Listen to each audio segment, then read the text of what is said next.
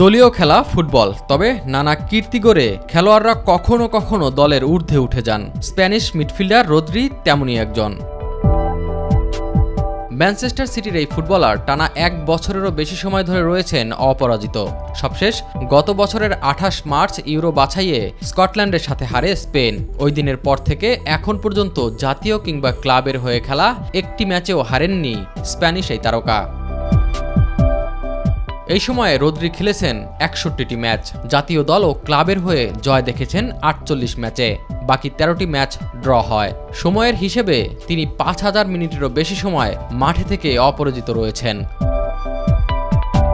সবশেষ 26 মার্চ ব্রাজিলের সাথে ড্র করে স্পেন। ওই ম্যাচের মধ্য দিয়ে 1 বছর অপরাজিত থাকার কীর্তি গড়েন 27 বছর বয়সী এই মিডফিল্ডার। এই অজেয় থাকার যাত্রাপথে ক্লাব ও জাতীয় দল মিলিয়ে 6টি শিরোপা জেতেন রদ্রি। ম্যান সিটির হয়ে জেতেন ট্রেবল, জিতেছেন সুপার কাপ ও ক্লাব বিশ্বকাপ। এছাড়া স্পেনের হয়ে জেতেন উয়েফা নেশনস লিগ, যা ছিল দেশটির 11 বছরের পর প্রথম শিরোপার স্বাদ। এস এম আরিফ, মাই টিভি।